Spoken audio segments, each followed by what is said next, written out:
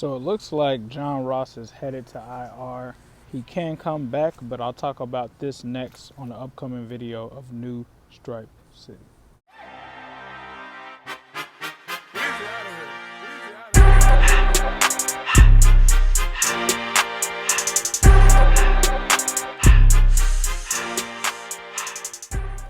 So, John Ross was injured in Monday Night Football's massacre of the Bengals and Steelers, but he sustained an injury, and it looks like it's a sternoclavicular injury. Per Tyler Dragon of the Enquirer, it seems that Ross was injured and was placed on IR, but he could return Week 13 versus the Jets. They decided to bring Stanley Morgan from the practice squad and promote him to the active roster. But in all honesty, I think that they should probably allow Ross to just rest this season. Being that this is a down season, there's no reason to rush him back.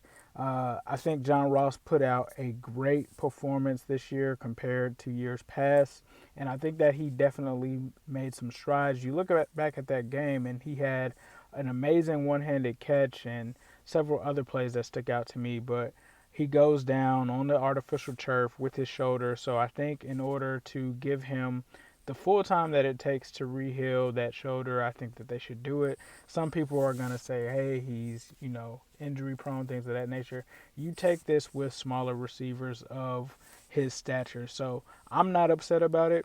Honestly, it's really a waste to even have him out of there. Like, it would be nice to see John Ross run routes and things of that nature, but at 0-4, there's really no need to keep him out there. So I think this means a bigger take for Auden Tate, a bigger role, for Auden Tate going forward. And I think it helps the chances that the Bengals could end up with the number one pick. So that's the optimistic side of it.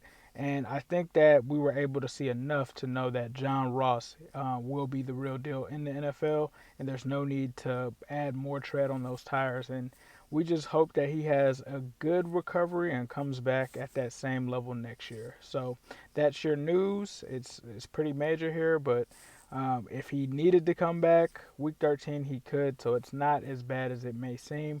But honestly, I think the best move would be to just let him go for the season. So let me know what you guys think in the comments. And as usual, I'll leave you with a who day all day, every day, and especially on Sunday.